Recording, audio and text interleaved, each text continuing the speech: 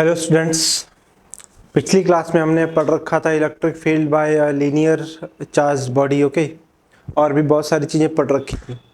आज हम पढ़ेंगे electric field by the disc, by sheet, by infinite sheet. Okay, और उसके बाद हम पढ़ेंगे कि इलेक्ट्रिक फील्ड किसी यूनिफॉर्मली चार्ज्ड बॉडी यानी कि जैसे सॉलिड हो गया तो उसकी वजह से कैसे होती है। ठीक है, एक होलो शेल हो गया उसकी वजह से कैसे होती है, उन सब की बात भी हम जरूर करेंगे। आइए चालू करते हैं।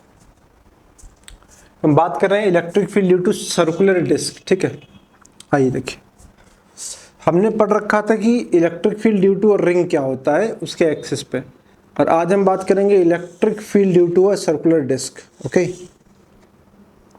तो इसके कहाँ पे सेंटर से पास होते हुई परपेंडिकुलर एक्सिस पे हमें इसकी यहाँ पे ई निकालनी है। ठीक, समझे। और ये पूरा का पूरा फुल्ली चार्ज है, कोई रिंग नहीं है, ये पूरी पूरी एक डिस्क है। ओके, ये पूरी पूरी क्या है, ये एक डिस्क है कि फुल्ली चार्ज है। बराबर बात, तो आपको ये चीज़ पता लगना चाहिए। इसके बाद आप अगर ध्यान दो, अगर ये सेंटर है इसका जहाँ से हम लोग निकाल रहे हैं, अब क्योंकि हर एक चार्ज्ड पार्टिकल कुछ अलग दूरी पे है इससे, ठीक है, बट अगर आप ध्यान से देखो तो अगर हम लेट अस सपोज x की बात कर रहे हैं, ठीक है, x की बात कर रहे हैं, तो x रेडियस की एक रिंग होगी यहाँ पे, बराबर। उसी तरह से कई सारी रिंग से मिल के बनी होगी एक डिस्क की, बराबर, जिसका रेडियस बढ़ता जा रहा है, अगली रिंग का रेडियस और बढ़ता जा रहा है, रिंग का रेडियस और बढ़ता जा रहा है। ठीक, तो लेट अस सपोज कि इसका जो रेडियस है वो क्या है, वो r है। ठीक है, तो इसका एरिया क्या हो जाएगा, इसका एरिया हो जाएगा पाई आर स्क्वायर। ठीक, अगर इसे टोटल चार्ज q है तो हम बोलेंगे सर सिग्मा लेना है हमको, कितना लेना है, q upon pi r square.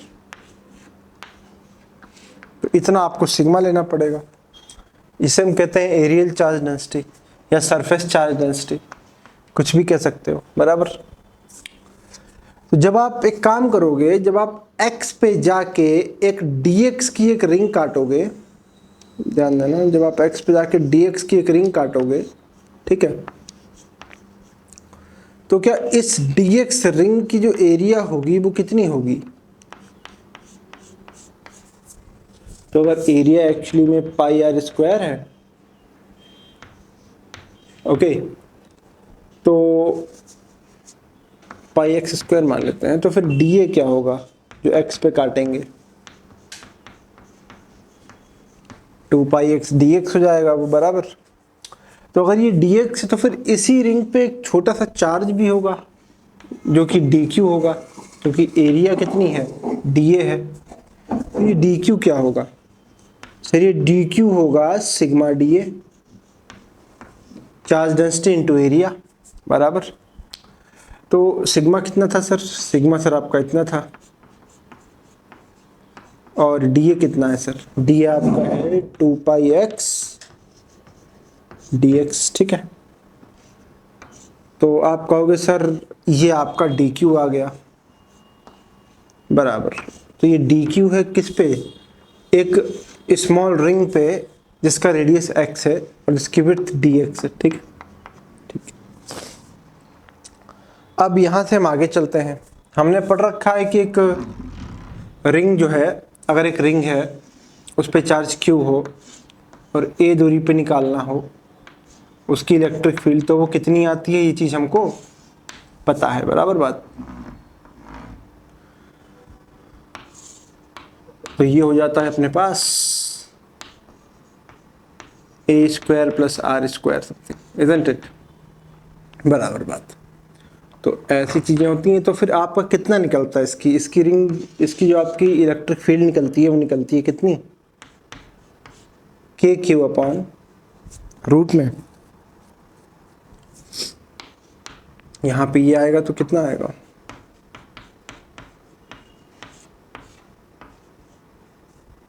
Into x, sorry into A.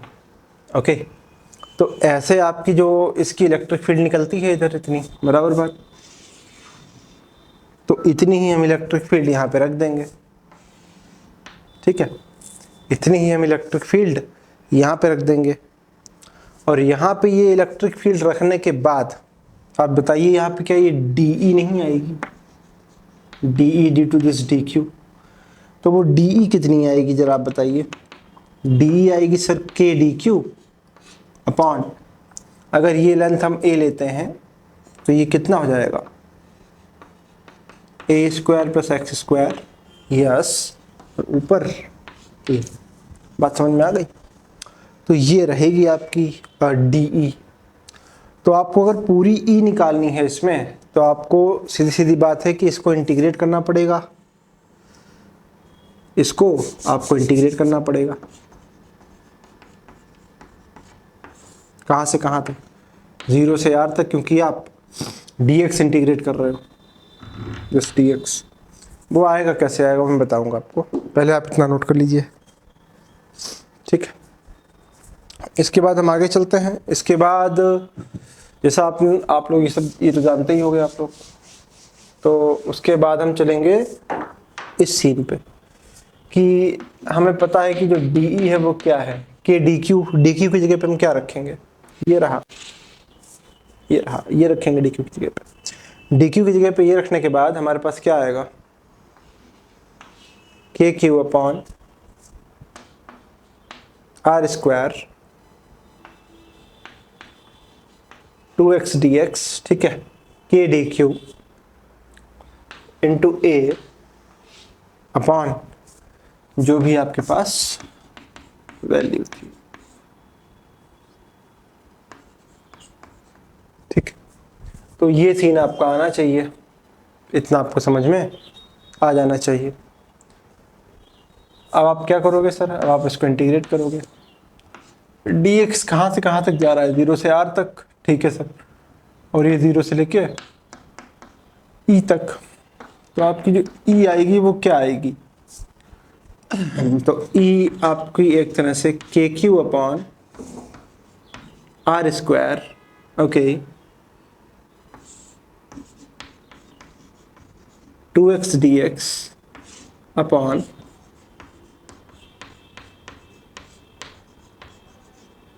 0 to R आ जाएगी। बिल्कुल सही बात सर। तो अब ये चीज़ आपको इंटीग्रेशन आनी चाहिए कि आप अगर इसको t मान लो तो ये आपका क्या हो जाएगा, ये आपका dt हो जाएगा एक तरह से। तो जो E आएगी आपकी वो आएगी KQ अपॉन R²। आप इसको t मान के देखिए, सब्स्टिट्यूशन लगाइए, तो जब आप इसको डिफरेंशिएट करेंगे तो आपके पास 2x dx जो है वो dt के बराबर आएगा, है ना। तो इसको आप हम dt लिख सकते हैं और इसको हम t लिख सकते हैं, तो t की पावर 3/2। तो इंटीग्रेशन किसका कर रहे हैं हम लोग, dt upon t to the power 3/2 का कर रहे हैं। और लिमिट भी चेंज हो जाएंगी अगर आप इसमें r को 0 रखो और एक बार आप r को r रखो तो कितना आ जाएगा, ओके। तो ये है सीन हमारा, ठीक। इतना आपको आना चाहिए पहले तो, बराबर बात। उसके बाद इसी को हम आगे फिर सॉल्व करेंगे, पहले इतना नोट कर लो।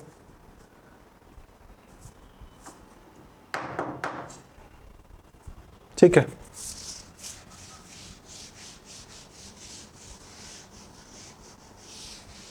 तो अगर हम इसको आगे और सॉल्व करते हैं तो आपको इस बात की बिल्कुल भी हैरानी नहीं होनी चाहिए कि हमारा कुछ आंसर ऐसा आएगा, 2KQ upon R², because it will be 1/2, okay, minus बाहर आएगा। और आपकी जो लिमिट आप यहाँ पे लिखोगे वो लिखोगे 1/√t, ओके। लिमिट रखोगे आप A² से A² प्लस R²। और अगर ये माइनस आप इंक्लूड कर लेते हो तो आपकी लिमिट जो है वो पलट जाएगी। और आपकी एक बार लिमिट पलटी तो आप यहाँ पे लिखोगे A² प्लस R² और ये लिमिट आपकी ऊपर चली जाएगी, बराबर बात। तो इतना प्रोसेस तो आपको समझ में आना चाहिए। इसके बाद आप क्या करोगे, इसके बाद आप t में इसकी लिमिट रख दोगे, तो जो आपके पास आंसर आएगा वो आएगा 1/a minus 1/√a² plus r²। तो हमारे पास e कितनी आई, e हमारे पास इतनी आई। ये फॉर्मूला होता है किसी डिस्क का।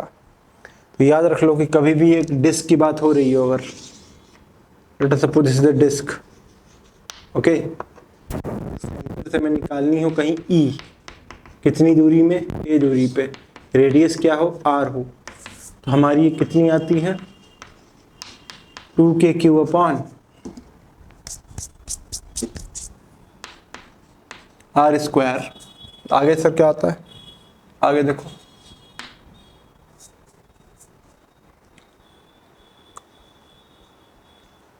ऑलराइट।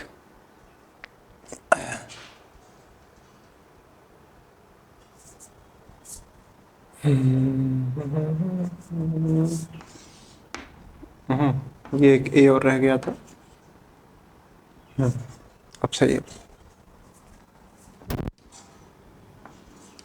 Okay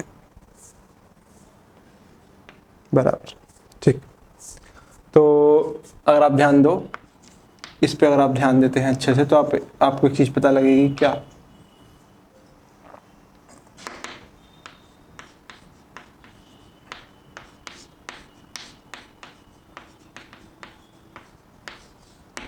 okay. तो ये आपकी एक तरह से इलेक्ट्रिक फील्ड आ जाएगी, ऑलराइट। इतना आप नोट कर लीजिए। इसके बाद हम आगे बढ़ते हैं, ओके।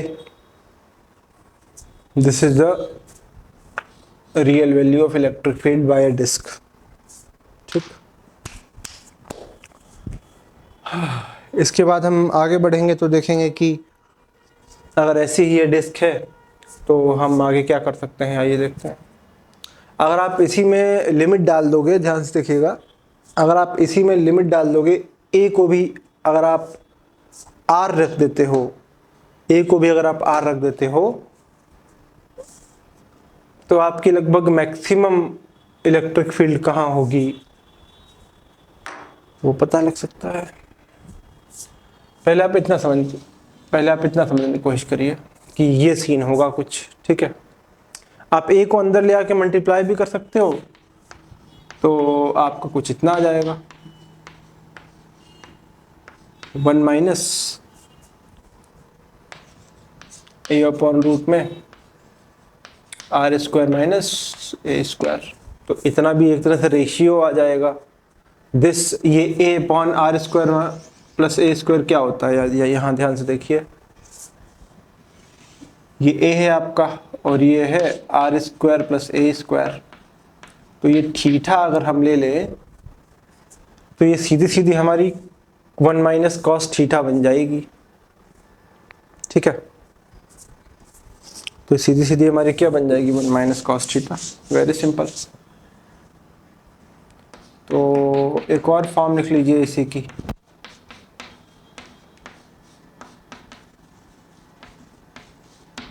ये रही। तो ये 1 माइनस कॉस थीटा ही बन जाती है। कॉपी मार लीजिए इस चीज़ को, इसके बाद हम आगे बढ़ते हैं, ठीक है।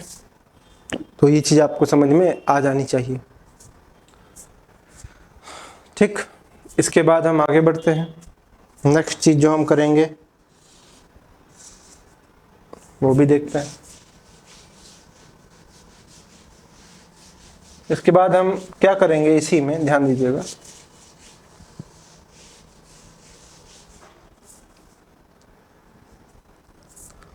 अगर किसी ने कहा कि सर आप इन्फिनाइट शीट की वजह से क्या इलेक्ट्रिक फील्ड रहेगी वो बताइए, तो उस पे आ जाते हैं 1 मिनट के लिए, ठीक है।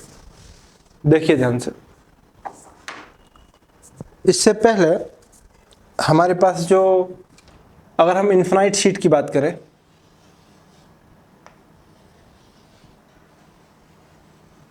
ओके, अगर हम इन्फिनाइट शीट की बात करें, इसका मतलब है कि चारों तरफ इन्फिनाइट, पे जाएगी बराबर।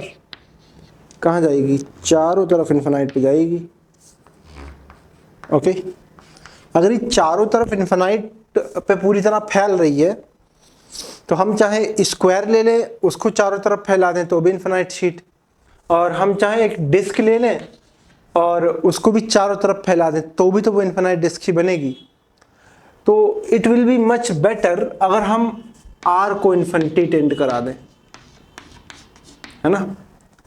अगर हम आर को इन्फिनिटी टेंड करा देते हैं डिस्क के केस में तो हमारे लिए बहुत आसान हो जाएगा, बराबर बात। तो अगर हम आर को इन्फिनिटी टेंड करा दें डिस्क के केस में, इन डिस्क, ओके, डिस्क में अगर हम आर को इन्फिनिटी टेंड करा दें तो मतलब कि डिस्क बहुत बड़ी हो गई, है ना। और अगर ये डिस्क बहुत बड़ी हो गई तो फिर हमारी जो ई है वो इन्फिनाइट शीट की वजह से क्या होगी, वो आ जाएगी। इसमें बात कर लेते हैं हम लोग फिर, बराबर। तो आओ देखते हैं। अगर आप ध्यान दो, तो अगर हम आर को इन्फिनिटी टेंड करा रहे हैं तो कुछ तो बात होगी। आओ देखो,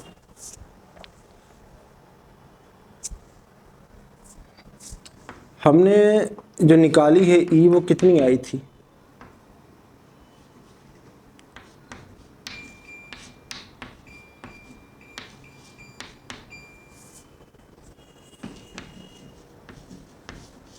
ठीक, बराबर बात।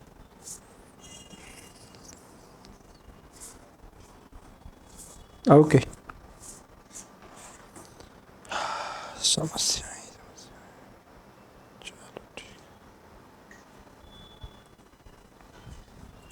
all right, let's have a little bit better thing.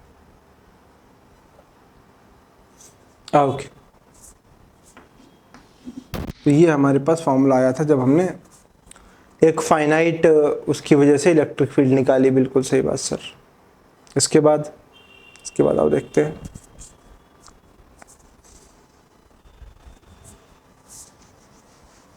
तो इस बार हमारी जो आर होगी वो एक्चुअल में क्या होगा? वो एक्चुअल में इन्फिनाइट होगा, है ना। वो एक्चुअल में इन्फिनाइट होगा। तो आओ देखते हैं।